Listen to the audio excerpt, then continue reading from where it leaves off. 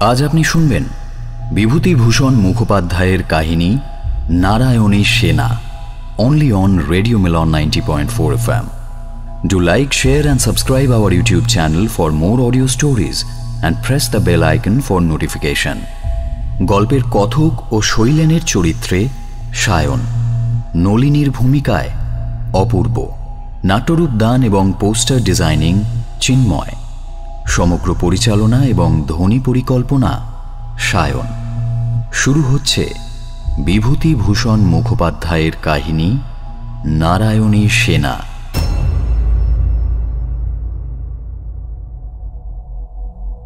সমস্ত দিন সমস্ত রাত গাছের ওপরই কেটে গেল।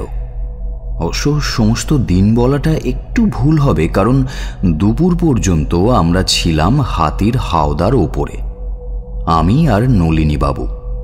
পুজোর ছুটিতে আমরা দুজনেই দুদিক থেকে এসেছিলাম আমাদের দুজনেরই বন্ধু আনন্দের বাড়িতে। নলিনীবাবু কলকাতা থেকে আর আমি বিহার থেকে। আনন্দের পুরো নাম হল আনন্দ কিশোর থাপা। ওরা তরাই অঞ্চলের নেপালি জমিদার। ওর পড়াশুনোর কিছুটা কেটেছে পাটনায় আর কিছুটা কলকাতায়। বরাবরই বাঙালি ঘেঁষা, তাতেই আমার সঙ্গে পরিচয় হয় পাটনায়। আমরা দুজনেই তখন বিএ পড়ছি। বিএ পাশ করে আর আমার কাছে বিদ্যাসাগর মশাইয়ের দ্বিতীয় ভাগ শেষ করে আনন্দ চলে গেল কলকাতায়। সেখানে এমএ পড়ে 4 বছর। ঘরে লক্ষ্মীর অভাব নেই, তাই বোধহয় সরস্বতীর ওপর আকর্ষণটা কমে এসেছিল। কিন্তু এমএ শেষ না করেও বাড়ি ফিরে গিয়ে আমায় যে চিঠিখানা লিখেছিল সেটা একেবারে ঘরোয়া বাংলায়। তাতেই প্রথম কাঁদুনিটা গাইল। একলা পড়ে গেছি, বনবাস, নিশ্চয়ই আসবি একবার যত শিগগির পারিস।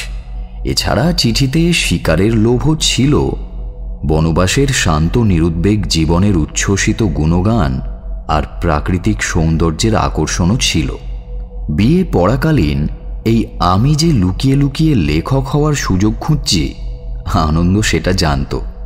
তারপর 1 বছর ধরে এই রকম চিঠি মাঝে মধ্যেই চলে আসতো, কিন্তু চারিদিক থেকে নানা রকম সমস্যার জন্য এত আকর্ষণ, লোভ, ইচ্ছে এ সমস্ত থাকলেও এতদিন ঠিক গিয়ে উঠতে পারিনি।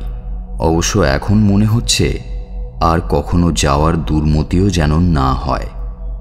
প্রথমত পথের দূরত্ব এবং পথের অবস্থা। সবচেয়ে কাছের স্টেশন রূপনগর, সেখান থেকে 18 মাইল। রাস্তা নেই বললেই চলে। ভারতের সীমানার মধ্যে মাইল 3 একটা কাঁচা রাস্তা, তারপর সীমানার একটা খাল পেরিয়ে সেই রাস্তার কিছুটা অস্তিত্ব কিছুদূর পর্যন্ত রয়েছে বটে, কিন্তু সেই কোন যুগে প্রথম যে তৈরি হয়েছে এবং তৈরি হওয়ার পর তাতে আর কখনো মাটি পড়েছে কিনা তা বলা মুশকিল। খুব একটা চওড়া নয়, কিন্তু অত্যন্ত গভীর এবং খরস্রোতা। রাস্তায় গোটা 5 জঙ্গল পড়ে, তার মধ্যে 2টো অনেক দূর পর্যন্ত বিস্তৃত। রাস্তাটা ঠিক মাঝখান দিয়ে যায়নি বটে, তো খানিকটা ভেতরে যাওয়ার পরই কেমন যেন গভীর গা ছমছমে অন্ধকার। কিছুটা এই থমথমে অন্ধকারে অজানা আশঙ্কায় পার হতে হয়। জঙ্গল থেকে বেরিয়ে আসার পর মনে হয় যেন পুনর্জন্ম হলো। গ্রাম খুবই কম এবং অনেক দূরে দূরে। যত পাহাড়ের দিকে এগিয়ে যাই ততই গ্রামের চিহ্ন মুছতে আরম্ভ করে। আর এই যে নিজে থেকে গড়ে ওঠা রাস্তাটা আস্তে আস্তে আরও দুর্গম হয়ে উঠতে শুরু করে। কোথাও উঁচু নিচু, কোথাও পাথুরে, তারপর আবার মাঝে মধ্যে নদী। পাহাড়ের কাছাকাছি এসে পড়ায় নদীর সংখ্যা ক্রমশ বাড়তে থাকে। যানবাহন বলতে ওই হাতি। ভারতের সীমানা পেরিয়ে খানিকটা পর্যন্ত একটা গরুর গাড়ির ব্যবস্থা ছিল বৈচিত্র্য হিসেবে, কিন্তু সেই বৈচিত্র্যের তুলনায় হাতির বৈচিত্র্য বেশি ভেবে আমরা যাওয়ার সময় স্টেশন থেকে নেমে তাতেই চড়ে বসি। কিন্তু যখন ভুল বুঝতে পারলাম তখন আর গরুর গাড়ির পথ নেই। কিছুটা সুবিধে শেষের দিকে রয়েছে। গ্রাম থেকে বেরিয়ে প্রায় মাইল 4 পর্যন্ত থাপা পরিবারের জমিদারির পক্ষ থেকে একটা নতুন রাস্তা করে দেওয়া হয়েছে। বিজুরি বলে একটা নদীর ধার পর্যন্ত বাড়ির দিকে রাস্তাটা মাইলখানেক আবার পাকা। ওইটুকু আনন্দকিশোরদের মোটরটা যাতায়াত করে। মোটরটা যে আনন্দদের বাড়িতে পৌঁছেছিল কি করে সে এক আলাদা কাহিনী। তা এই হাড় ভাঙা অভিযানের পর আমরা যে 10টা দিন ওখানে কাটিয়েছিলাম বড় আনন্দে কাটিয়েছিলাম। রূপনগর জায়গাটা অত্যন্ত মনোরম। গ্রামের শেষ প্রান্ত থেকেই পাহাড় আরম্ভ হয়ে গেছে, তারপর স্তরে স্তরে একেবারে উঠে শেষ দিকে তুষার মুকুট। সকালে আর বিকেলে একটু আঁধার হয়ে আসার সঙ্গে সঙ্গে তার উপর যে রক্ত আভা পড়ে তার উপমা অন্য কোথাও আছে বলে মনে হয় না। আনন্দকিশোরের বাবা জগৎকিশোর শৌখিন লোক। নিজের গ্রামটুকুও বেশ সাজিয়ে গুছিয়ে পরিষ্কার পরিচ্ছন্ন করে রেখেছেন। শরতের স্বচ্ছ আকাশের নিচে রূপনগরকে একটু দূর থেকে দেখলে মনে হয় নীলাম্বরী পরা কোনো মায়ের কোলে সাজগোজ করা একটা ছোট্ট শিশু যেন শুয়ে রয়েছে। এখানে থাকাটাই একটা উৎসব, তার উপর নিত্যদিন এক একটা হুজুগ। আজ শিকার তো কাল বিজুরি অভিযান, তারপর দিন পাহাড়ের ওপর গিয়ে পিকনিক, এই রকম আর কি। ছোট ছোট শিকার ছাড়া একদিন হাতি নিয়ে লোক লস্কর সঙ্গে করে একটা বড় শিকার অভিযানও হয়ে গেল। 2টো চিতাবাঘ, গোটা 5 হরিণ আর 2টো বুনো শুয়োর জুটল। এই উল্লাস সামলাতেই 2 দিন কেটে গেল আমাদের। জল অত ভালো হওয়া সত্ত্বেও এই রাজকীয় খাওয়া দাওয়া পেটের জন্য দুশ্চিন্তা হয়ে দাঁড়িয়েছিল।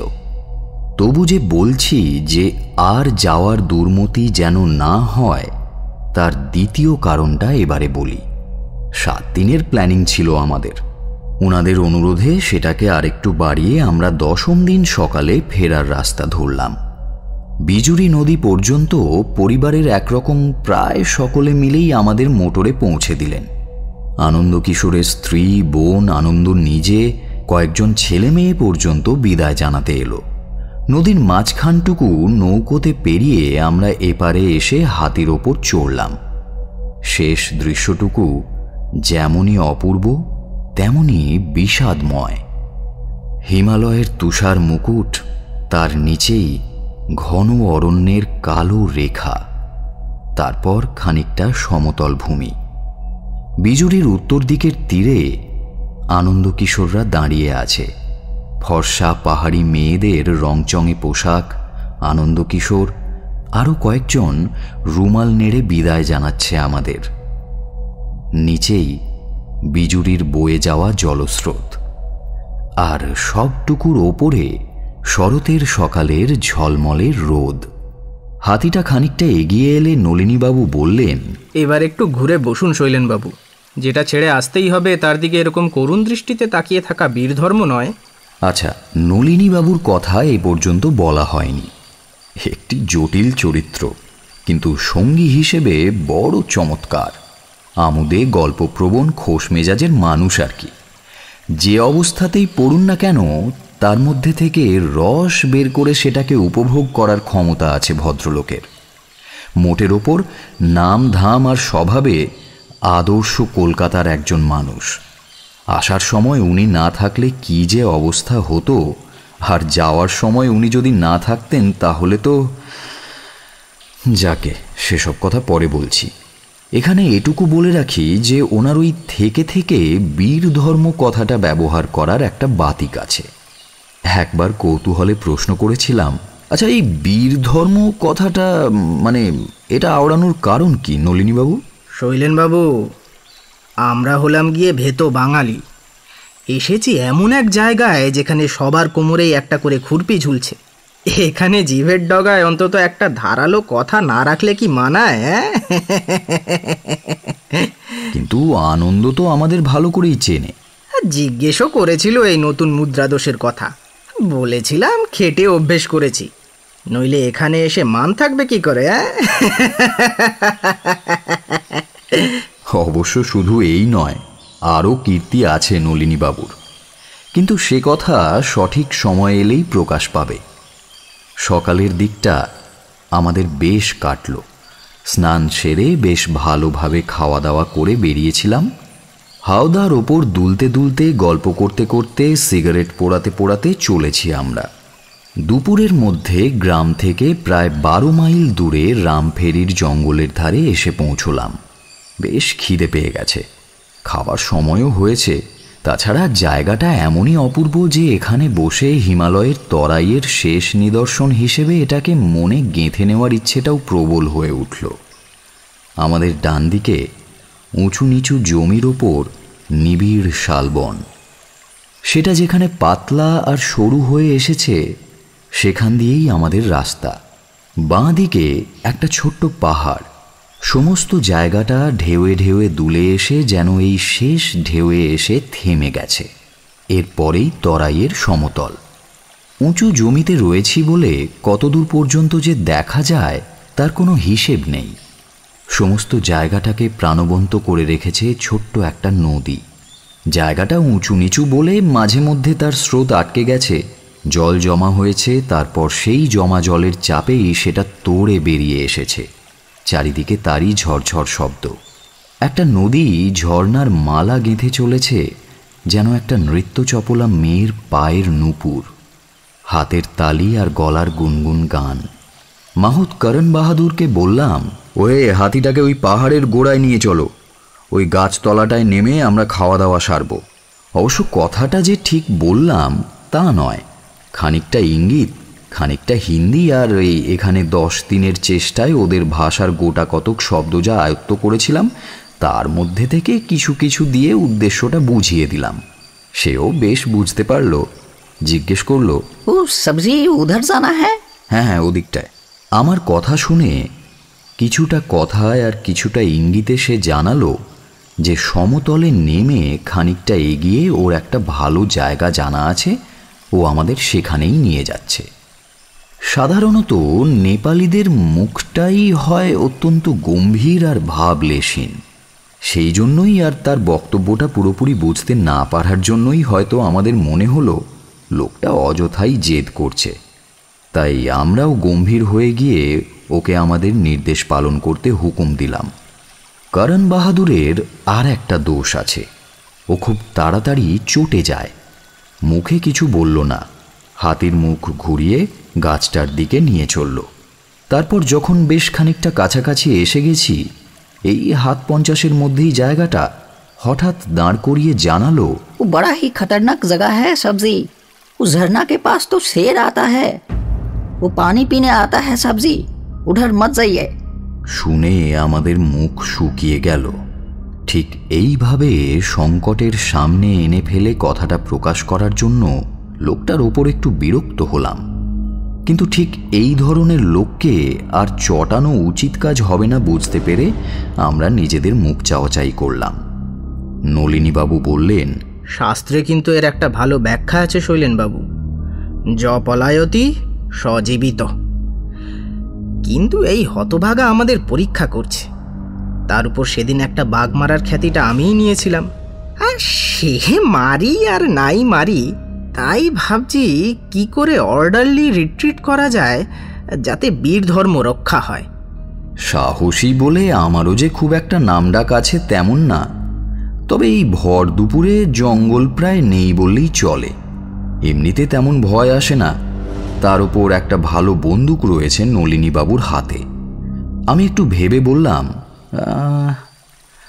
আচ্ছা একটা কাজ করা যাক না, মাঝামাঝি মানে ওই গাছতলাটায় যাই, তারপর হাতির পিঠ থেকে না নেমে খাওয়া দাওয়া সেরে নিলেই হবে।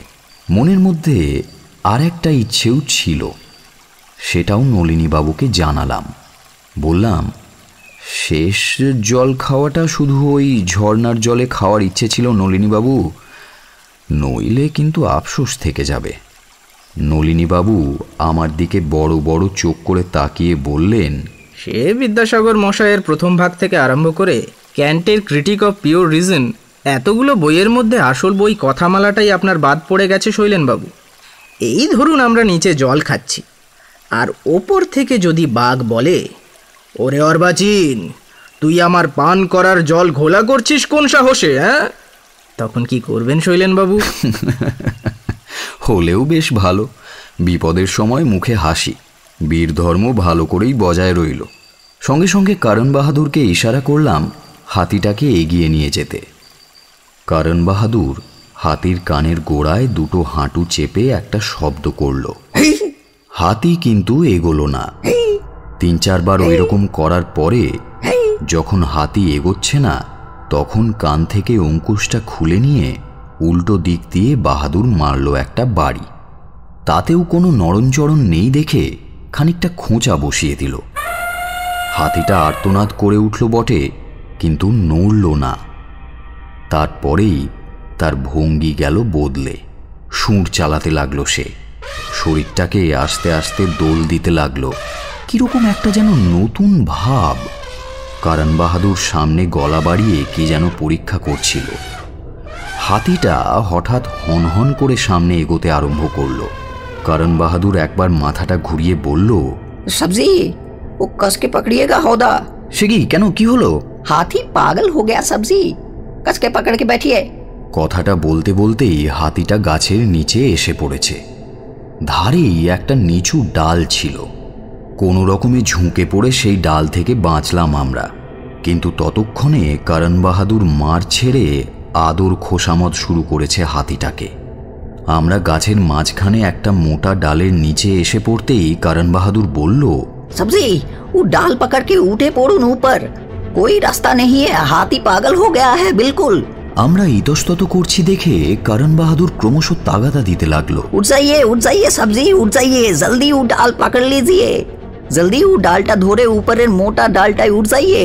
আমরা আর দেরি করলাম না, ডালটা জড়িয়ে ধরে উঠে পড়লাম। সেই ডালটা থেকে একটা ফ্যাঁকড়া বেরিয়ে ওপরের বেশ মোটা ডাল ঘেঁষে উঠে গেছে। সেইটা বেয়ে আমরা তার উপরে গিয়ে বসলাম।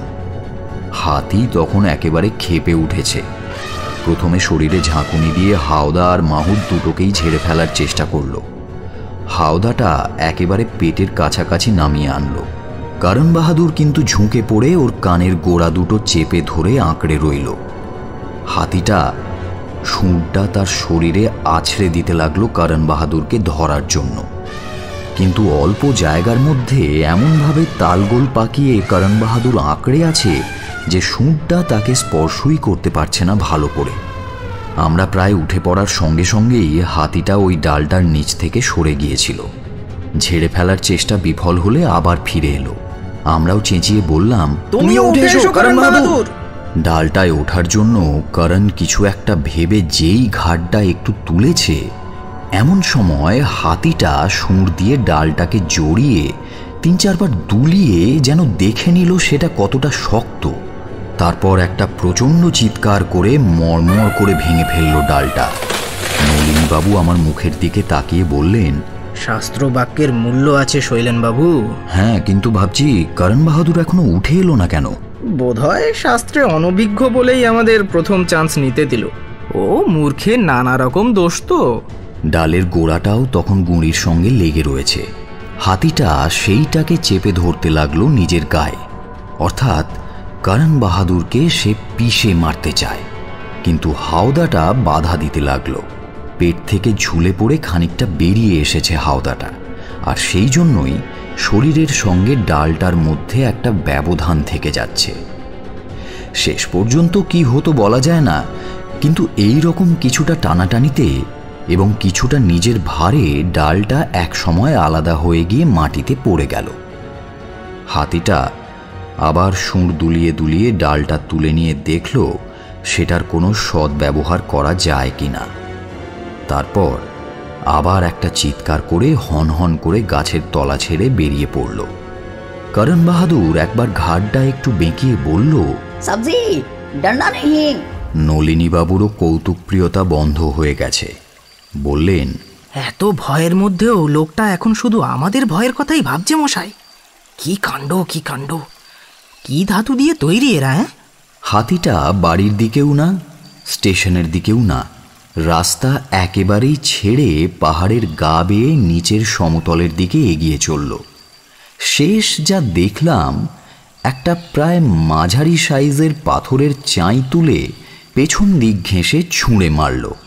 পাথরটা করণ বাহাদুরের হাত কয়েক দূর দিয়ে বেরিয়ে গিয়ে হাওদাটাকে চুরমার করে দিল। এরপর গোটা দুই আওয়াজ ছাড়া হাতির আর কোনো চিহ্ন পাওয়া গেল না। শেষ আওয়াজটা মনে হলো মাইল দুয়েক দূরের কোনো একটা জায়গা থেকে যেন এলো। এবার চিন্তা হলো কি করা যায়।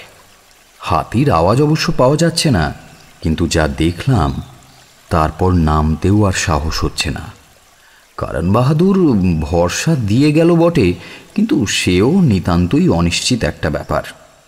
হাতি যদি ঠান্ডা হয়ে যায় এবং তাকে শেষ না করে ফেলে, তবুও হাতিতে চড়ার কথা আর ভাবতে পারলাম না। যদি ওটাকে কোনো রকমের রূপনগরে চালিয়ে নিয়ে যেতে পারে, সেখান থেকে তারা তাড়াতাড়ি এসে ঠিক কিছু না কিছু ব্যবস্থা করবেন। কাজেই গাছেই বসে রইলাম। শরতের ছোট আকাশ দুপুর গড়িয়ে বিকেল এসে পড়ল। রোদ হয়ে উঠল হলদে। এদিকে প্রচণ্ড খিদে পেয়েছে, কিন্তু উপায় নেই কিছুই। যত সময় যেতে লাগলো, আলোর সঙ্গে আশাও যেন ধীরে ধীরে নিভে যেতে লাগলো। এই ভয়টাই মনে বাসা বাঁধতে লাগলো যে নির্জলা উপবাস দিয়ে রাত্রিটা গাছের উপরই কাটাতে হবে নাকি। একটা কোনো ব্যবস্থা তো করে নিতেই হবে। গাছটাও কোনো চেনা গাছ নয়, কোনো ফলটলও দেখা যাচ্ছে না যে চেনা না হলেও একবার পরীক্ষা করে দেখা যেতে পারে। গাছের নিচেও শুধু লম্বা লম্বা ঘাস, যা পাগলা হাতির দাপটে এতক্ষণে তছনছ হয়ে গেছে। সম্বলের মধ্যে রয়েছে শুধু সিগারেটের টিন আর আমার নস্যির ডিবে। একসময় একটা সিগারেট টানতে টানতে নলিনীবাবু বললেন, এ অবস্থায় নিশ্চিন্ত হয়ে সিগারেট টানার মধ্যে একটা বীর ভাব আছে বটে, কিন্তু তাতে তো আর পেট চলবে না। এদিকে সন্ধেও প্রায় হয়েই এলো। একবার নেমে একটু খোঁজ নিতেই হবে। পাহাড়ে কিন্তু আতা খুঁজে পাওয়ার খুব সম্ভাবনা থাকে। আর আস্তে আস্তে না কয়েকটা আতা গাছও আমি দেখেছি। দাঁড়ান, কোন জায়গাটায় আমার ঠিক মনে পড়ছে না। মনে পড়েছে, হ্যাঁ, পথের ধারেই, এইখান থেকে খুব একটা বেশি দূরেও নয়। এই ডালটা বেশ মোটা, মাঝখান থেকে অনেক ছোট বড় ডাল বেরিয়ে যাওয়ায় পড়ে যাওয়ারও ভয় নেই। নলিনীবাবু একটা ডাল ধরে উঠতে যাচ্ছিলেন। হঠাৎ নিচের দিকে দৃষ্টি পড়তেই একরকম চিৎকার করে উঠলেন, শৈলেন বাবু, জোর বরাত, উদ্যোগীন পুরুষ সিংহম। ওই কি একটা বলে না, ওই দেখুন ওইদিকে। হ্যাঁ, আমি ওনার তর্জনী অনুসরণ করে দেখি অস্ত যাওয়া সূর্যের আলো পড়ে ঘাসের ভেতরে একটা কিছু চিকচিক করছে। একটু লক্ষ্য করেই বুঝতে পারলাম সেটা আমাদের টিফিন ক্যারিয়ারটা। তার একটু দূরেই আর একটা কি যেন চিকচিক করছে। ঠাহর করতে বোঝা গেল আমাদের বন্দুক। হাওদা কাত হতে নিশ্চয়ই দুটো মাটিতে পড়ে গিয়েছিল। আমি নলিনীবাবুকে ধরে ফেললাম। বললাম, আরে মশাই, আপনি কলকাতার মানুষ, মনুমেন্ট হলে আপত্তি করতুম না, কিন্তু গাছে ওঠা নামাটা আমারই এলাকার মধ্যে পড়ে। আপনি বসুন। একটু অভিযোগের দৃষ্টিতে চাইলেন নলিনীবাবু। বললেন, আমি দেখলাম আর আপনি আত্মসাৎ করবেন, তারপর আমার কলকাতা আর আপনার বিহারের পেট এই ছুতোয় বড় ভাগটা দখল করবেন। এটা কিন্তু বীর ধর্ম হয় না শৈলেনবাবু। এই বলে ডালপালার মধ্যে দিয়ে গুঁড়ি পর্যন্ত বেশ গেলেন নলিনীবাবু। তারপর নামতে যাবেন, কিন্তু কি যেন একটা দেখে থমকে গেলেন তিনি। তারপর যেভাবে অতি সাবধানে পা ফেলে ফেলে ওপরে এলেন, তাতে আমি জিজ্ঞেস করতে বাধ্য হলাম, ব্যাপার কি? ফিরে এলেন যে? ভদ্রলোক কিছুক্ষণ চুপ করে থাকলেন। বেশ বোঝা গেল তার গলা শুকিয়ে গেছে। সিগারেটের টিনটা আমার কাছে ছিল। বললেন, সিগারেট একটা হবে? সিগারেটে দুটো টান দিয়ে তিনি যেন আবার তার গলার স্বর ফিরে পেলেন। তারপর বললেন, সর্বনাশ হয়েছে শৈলেনবাবু, আর ফিরে যেতে হবে না। সে কি? কেন? একটা চরম ভয় আর নিরাশার জন্যই বোধহয় নলিনীবাবুর স্বভাবের সেই কৌতুক প্রবণতা আবার ফিরে এসেছে। সিগারেটেও বোধহয় একটু কাজটাজ হয়েছে। বললেন, পুরুষ সিংহ চিতার পাল্লায় পড়েছেন, সুন্দরী আবার সদ্য প্রসূতি। কোথায়? নলিনীবাবু নিচু হয়ে একদিকে চাইলেন। ওনার দৃষ্টি অনুসরণ করে দেখি প্রায় 100 হাত দূরে একটা ছোট হাত 3 উঁচু টিলার ওপর হামাগুড়ি দিয়ে একটা চিতা মাঝে মাঝে লেজ নাড়াচ্ছে, আর 2 বাচ্চা সেই লেজ নিয়ে নিজেদের মধ্যে যুদ্ধ করছে। অস্তমিত সূর্যের আলোয় একটা দুর্লভ দৃশ্য, কিন্তু সেসব দেখার এখন সময় নেই। আমরা যে ডালটা ধরে উঠেছিলাম এই বড় ডালে, তাড়াতাড়ি সেটা ধরে নিচের ডালে নেমেই কোমরের র্যাপারটা খুলে ডালে বাঁধতে আরম্ভ করলাম। কি ব্যাপার শৈলেনবাবু, অভ্যর্থনায় যাচ্ছেন নাকি? আরে মশাই, আপনিও নেমে আসুন তাড়াতাড়ি এই ডালে, গিটটা চেপে ধরুন, নেমে বন্দুকটা নিয়ে আসি, অত ঘুরে যাওয়ার সময় নেই। উনি আসতে আসতেই আমি র্যাপারটা ধরে পাটা নামিয়েছি, কিন্তু আর এগোনো হলো না। এখান থেকে ওই দৃশ্যের আর কোনো বাধা নেই। মনে হয় হাতির ঘটনাটা থেকেই চিতার এই জায়গাটার উপর লক্ষ্য ছিল। র্যাপারটা ঝুলে পড়তেই বোধহয় একটু সতর্ক হয়ে পড়েছিল সে। আমার পা নামতেই আস্তে আস্তে উঠে পড়ল। তারপরেই হনুমানের মতো আগে পেছনে দুলতে দুলতে এগিয়ে এলো। আমি যে ওপরের ডালটা পর্যন্ত পৌঁছতে পারলাম তার কারণ নিশ্চয়ই বাচ্চারা পিছু থেকে ডেকে থাকবে। একটু পরেই ছানা দুটোকে সঙ্গে করে মৃদু দ্রুত গতিতে উপস্থিত হয়ে ঘাড় তুলে তার উপস্থিতির জানান দিল। কিন্তু এই মুহূর্তেও নলিনীবাবুর চরিত্র দেখে অবাক হয়ে গেলাম। সম্মুখে বিপদের মধ্যেও ওনার কৌতুকপ্রিয়তা যেন আরও ফুটে বেরিয়েছে। বোধহয় এটা বজায় রেখেই উনি চিন্তাভাবনার পথটা পরিষ্কার রাখছেন। বললেন, মশাই, সামান্য একটা চিতাবাঘিনীর ভয়ে হাত পা আলগা হয়ে পড়ে যাওয়াটা বীরধর্ম হবে না। আর তার চেয়ে একটা কাজ করে আসুন, একটা ডালের সঙ্গে নিজেদের বেঁধে রাখি এই র্যাপার দিয়ে। কিন্তু চিতা তো গাছে ওঠে মশাই। জানি জানি, কি হবে? ডালের সঙ্গে বাঁধা থাকলে আমাদের লড়াইয়েরও সুবিধে হবে। We shall fight with our back to the ডাল। নেন এবার এই কটা হাত দিয়ে একটু বেশ ভালো করে গুঁড়ো করুন দেখি। আপনার তো আবার বিহারের খৈনি মাখানো হাত। টিনের মধ্যে গোটা 40 সিগারেট ছিল, অর্ধেকগুলো আমাকে দিলেন। এটা দিয়ে কি হবে? বারুদ মশাই, বারুদ। আপনার নস্যির ডিবেটাও উজাড় করতে হবে। কিছু নাও হতে পারে, তবুও কোনো জিনিসই অবহেলার নয়। একেবারে সামনাসামনি এলে 2 মুঠো ঝেড়ে দেব, বুঝলেন? ওই চোখে নাকে যদি যায় তাহলে হয়তো কাজ দিলেও দিতে পারে। বেটি তো আর পণ্ডিত বংশের মেয়ে নয়, নস্যি নাও বরদাস্ত হতে পারে। নিচ থেকে একটা হালকা শব্দ হলো। একটু চোখের আড়াল হলে মনে হয় বেশি আওয়াজ করে। বেশ তো, তাহলে বসে বসে শাস্ত্র আলোচনা করা যাবে। আমরা বেরিয়েছিলাম ত্রয়োদশীর দিন। দিনটাও শুভ, আর অন্তত পূর্ণিমাটা বাড়িতে কাটাবো এই রকমই একটা ইচ্ছে ছিল। সূর্য অস্ত যাওয়ার সঙ্গে সঙ্গে চাঁদ স্পষ্ট হয়ে উঠল। সৌন্দর্যের আবরণে ডুবে থাকা অত অপরূপ পৃথিবীকে আগে কখনো দেখিনি। আমার মনে হয় সৌন্দর্যকে পূর্ণতা দিয়ে বিকশিত করার জন্য তার পেছনে একটা না একটা ট্র্যাজেডি চাই। সেটাই হয়েছিল সেই রাতে। এবার তো তোমায় ছেড়েই যাচ্ছি হে মুগ্ধ ধরণী, সে চির নবীনা পুরাতনী। না, এই কথাটা বোধহয় একটু বেশি রকমের কাব্যিক হয়ে গেল।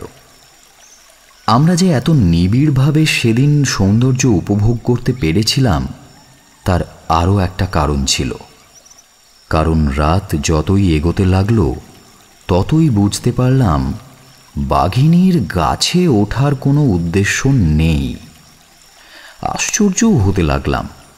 প্যান্থারই হোক বা লেপার্ড, গাছে ওঠা তো চিতাবাঘের রক্ত, কিন্তু সেদিকে আমাদের নৈশ অতিথির কোনো রকম তাগিদ নেই। একবার শুধু গোড়ার দিকে গুঁড়ির কাছে এসে ঘাড় উঁচু করে যেন তদারকি করে গেল, তারপর আর কিছুই করল না। কারণটা ঠিক বুঝতে পারা যাচ্ছে না।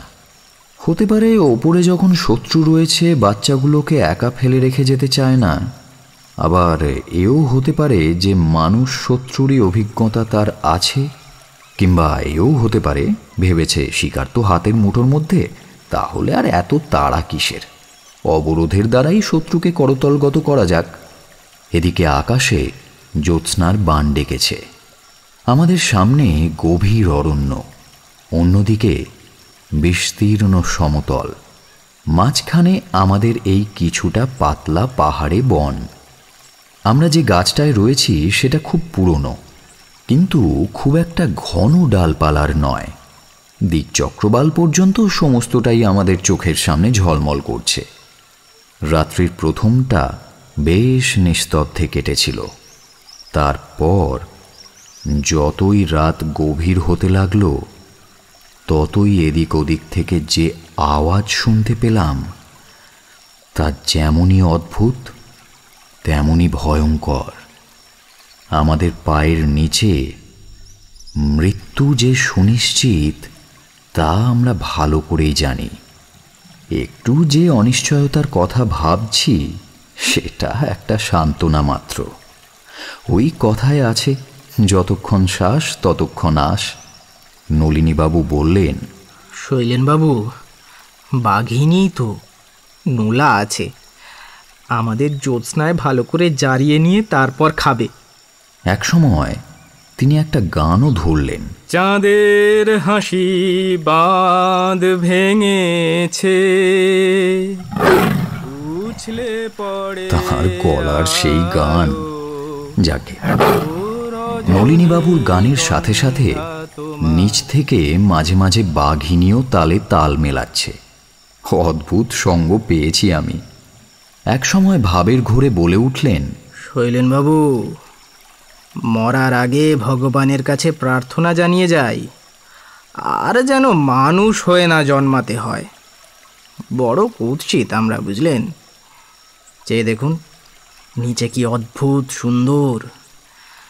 ভাবছি আমরা মানুষেরা জামা কাপড়ের ফাঁকিবাজি সৌন্দর্য নিয়ে লোপাট হয়ে গিয়ে ওদের জায়গাটা ছেড়ে দিই না কেন? এবার বুদ্ধির যুগের বোকামিটাও তো দেখা হলো অনেক, এবার একটা সৌন্দর্যের যুগ আসুক না, ক্ষতি কি? ক্রমে ভোর হলো।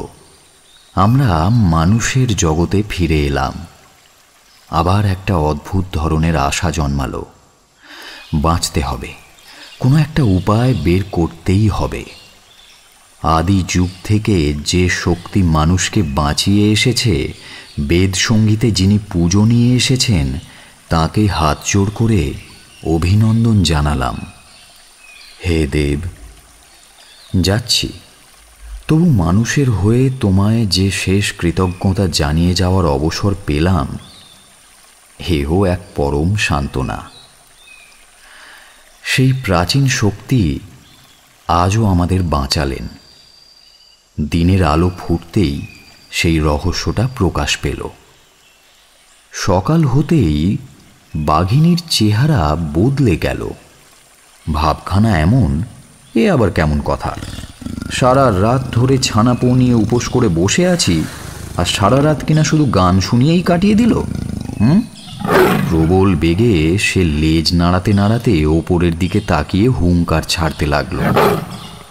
তারপর অধৈর্য হয়ে ছুটে গিয়ে তরতর করে গুঁড়ি বেয়ে খানিকটা উঠে এলো, কিন্তু তারপর সেখান থেকে এক লাফে নেমে মাটিতে মুখ রগড়ে থাবা দিয়ে মুখ আঁচড়ে আবার বাচ্চাদের সামনে এসে বসে হাঁপাতে লাগলো। আমাদের অবস্থা সহজেই অনুমান করা যায়। আমরা দুজনেই কাঠ হয়ে বসে আছি। 4-5 বার এরকম হয়ে গেল। এবার নলিনীবাবু উঠলেন। আমি বাধা দেওয়ার চেষ্টা করলাম, কিন্তু ভদ্রলোক কিছুতেই শুনলেন না। এ কিন্তু বীর ধর্ম নয় শৈলেনবাবু, সুন্দরী আসতে পারছেন না, একবার গিয়ে দেখতে হয় তো সিংহর দ্বারে কিসে বাধা পাচ্ছেন। পরে টের পেলাম উনি বোধহয় আন্দাজটা করে নিয়েছেন বলেই এত সাহস। সচেতন সতর্ক পায়ে ডালের গোড়ার কাছাকাছি পর্যন্ত এগিয়ে এলেন।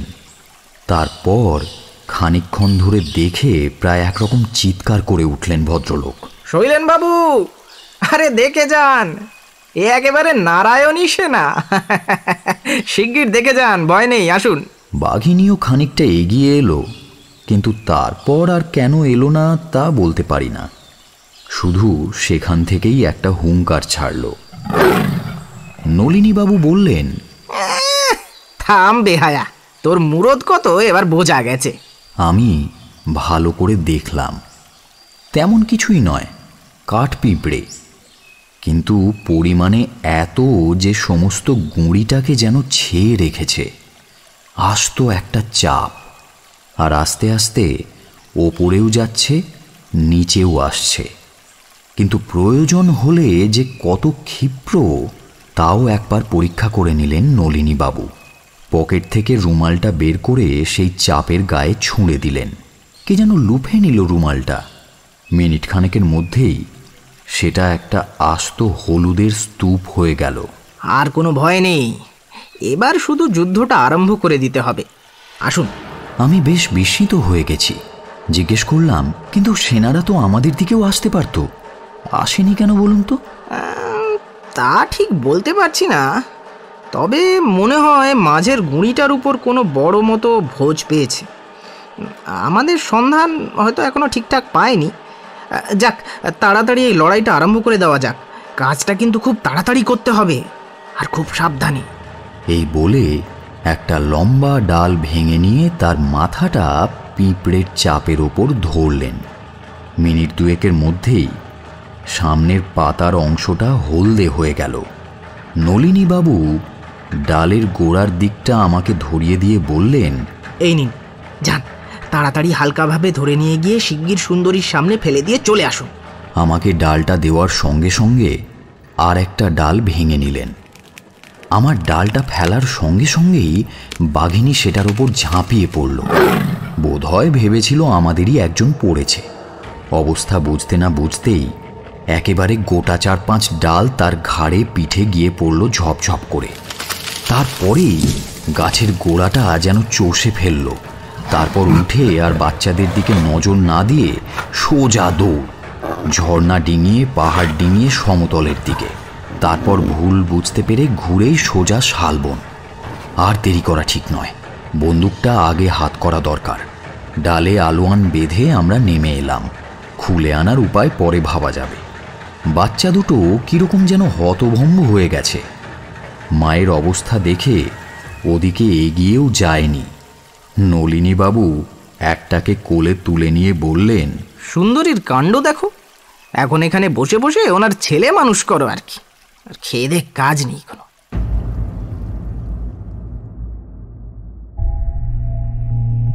এতক্ষণ আপনি শুনছিলেন বিভূতিভূষণ মুখোপাধ্যায়ের কাহিনী নারায়ণী সেনা, only on Radio Milan 90.4 FM. Do like, share and subscribe our YouTube channel for more audio stories and press the bell icon for notification. গল্পের কথক ও শৈলেনের চরিত্রে সায়ন, নলিনীর ভূমিকায় অপূর্ব, নাট্যরূপ দান এবং পোস্টার ডিজাইনিং চিন্ময়, সমগ্র পরিচালনা এবং ধ্বনি পরিকল্পনা সায়ন। আগামী সপ্তাহে আরও একটা নতুন গল্প নিয়ে হাজির হব আমরা। শুনতে থাকুন রেডিও মিলন 90.4 FM।